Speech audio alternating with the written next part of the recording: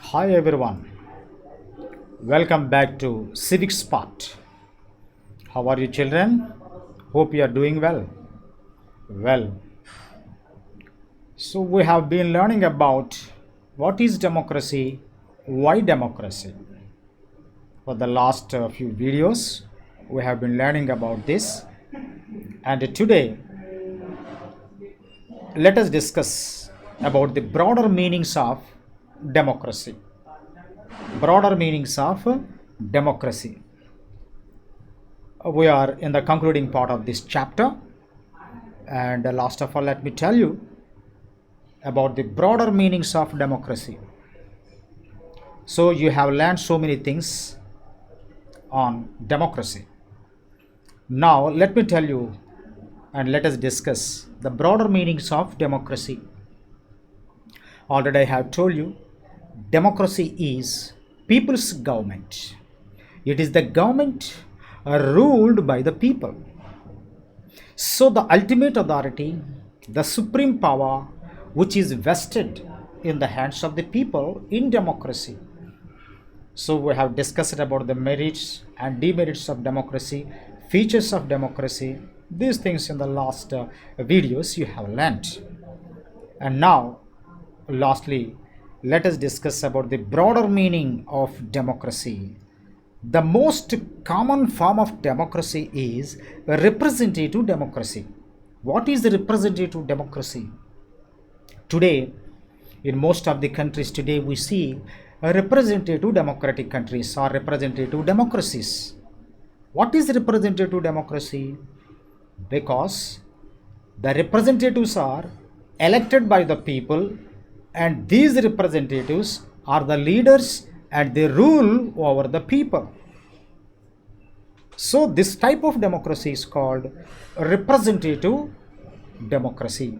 In most of the countries today, we see this representative democracy. Okay, in this, the majority of people rule through their elected representatives. All our representatives today in democratic countries are elected by the people.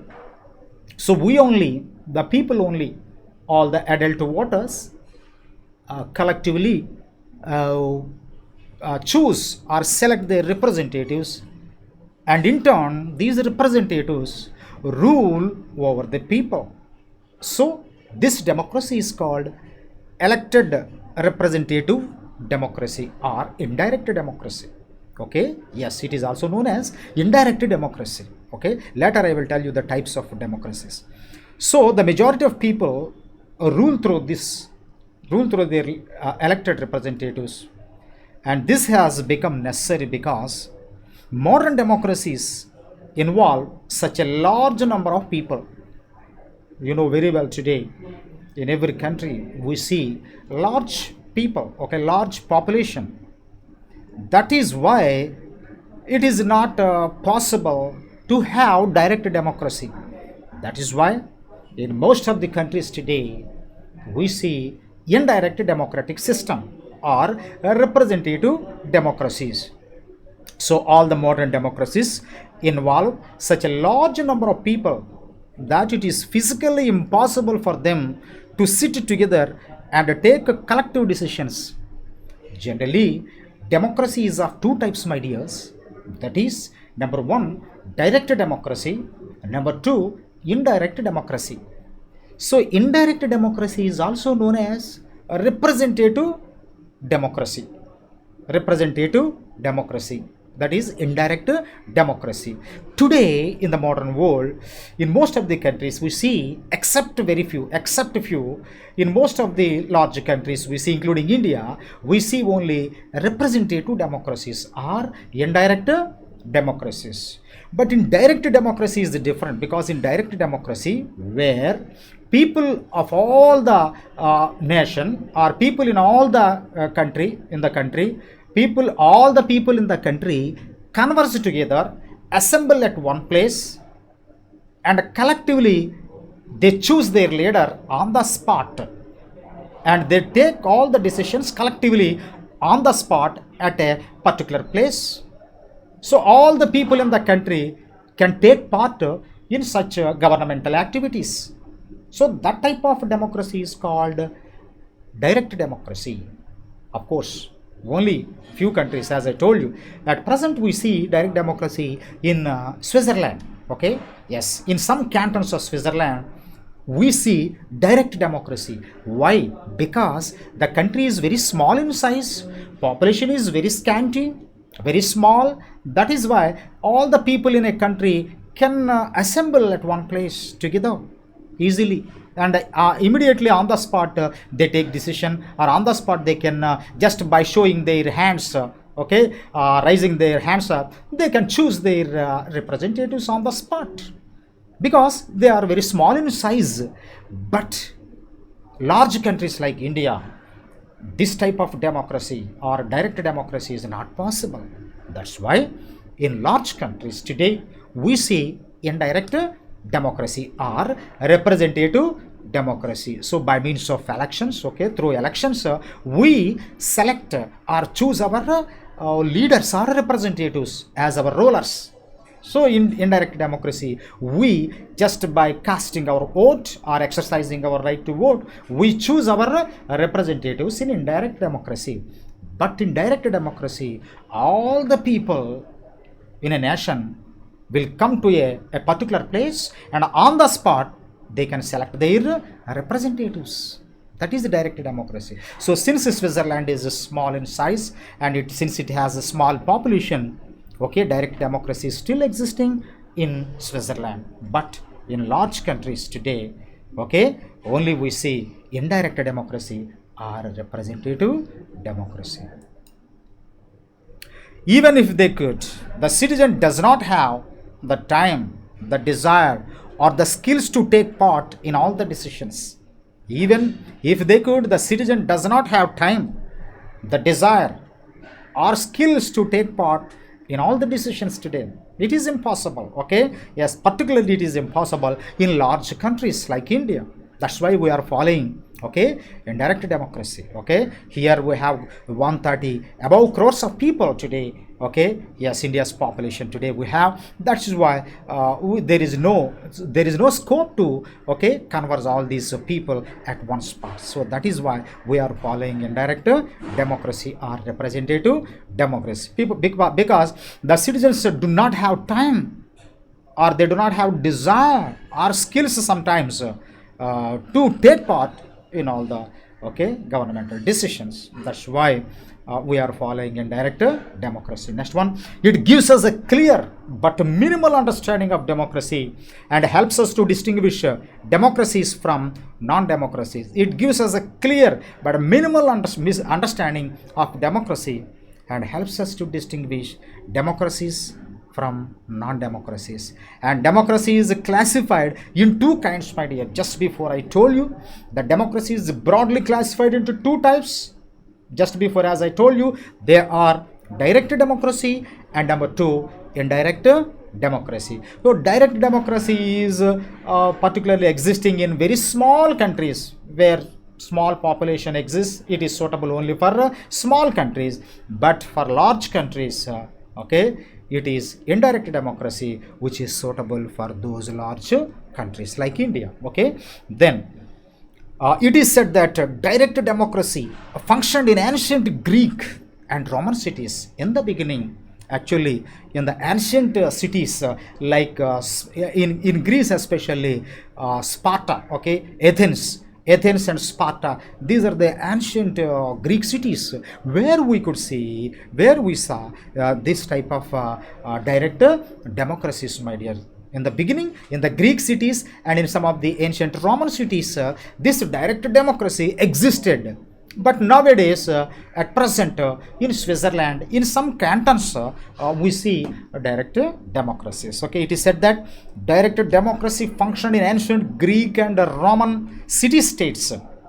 All the people in the country meet at one place and take collective decisions. People in those times, meet at one place and take collective decisions, because the population was very small in those and in ancient times. That's why the people converge at one place, and immediately there itself they take they use it to take collective decisions, my dears. That is about the direct democracy. But today in the modern states, it is not practicable. It is not practicable to follow direct democracy nowadays.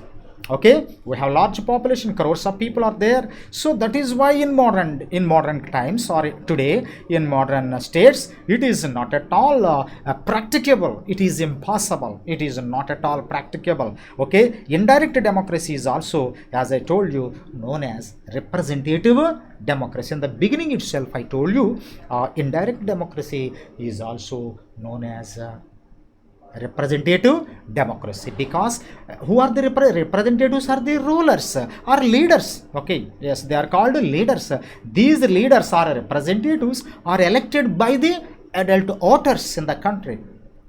So when they are selected, they will become the leaders, and these leaders rule over the people, and this is called indirect democracy, because here the people do not take what we call do not take any part in decision making directly, but the representatives who are selected and elected by the people, they only on behalf of the people, they take part in the decision making of the government.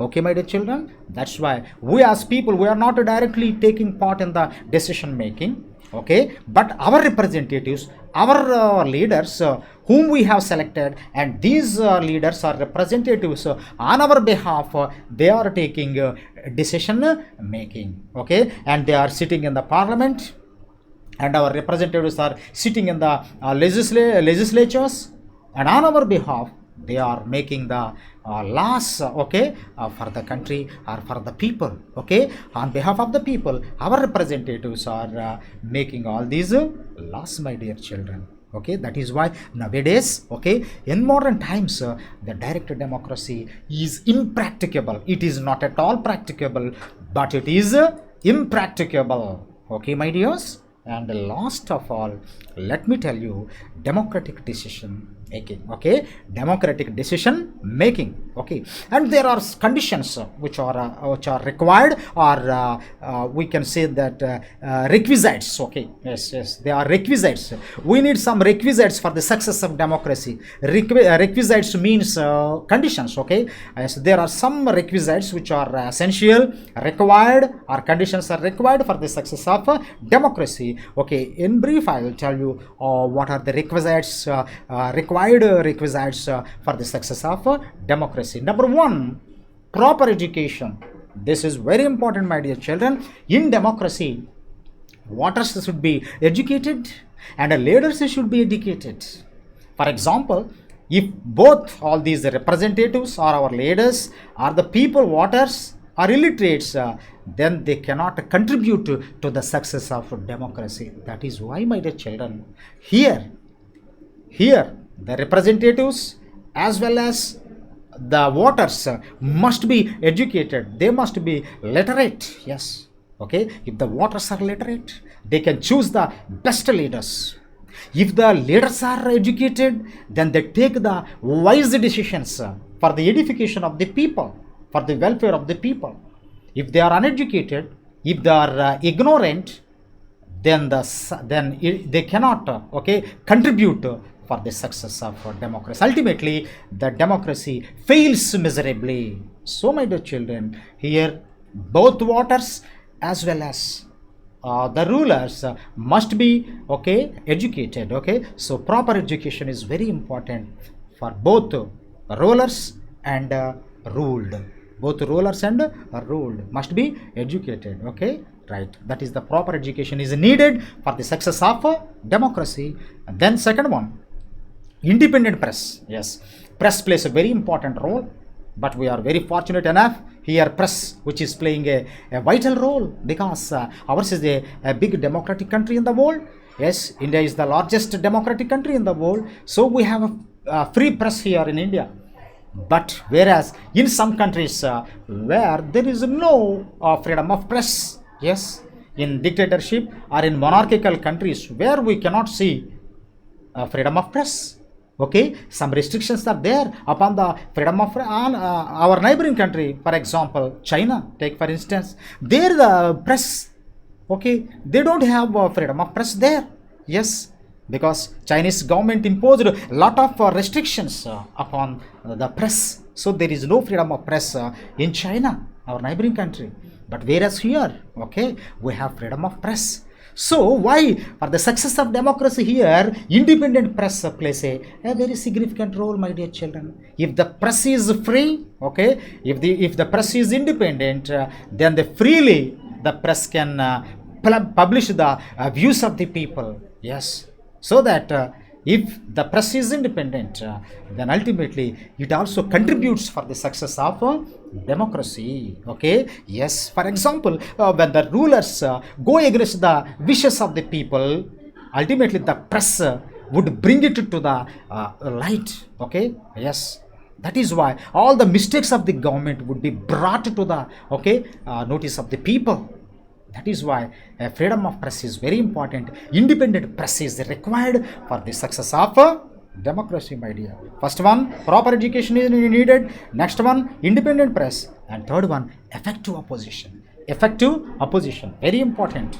Another prerequisite, okay, condition for the success of democracy is, okay, effective opposition. Yes, very good. We know very well a ruling party and opposition party, these two are the important parties generally exist in democratic countries. A ruling party, the power, the party which is in power is called ruling party, and the another party which is in opposition, that is called opposition party. So effective opposition is very important. This is very important. Always the opposition party must be alert.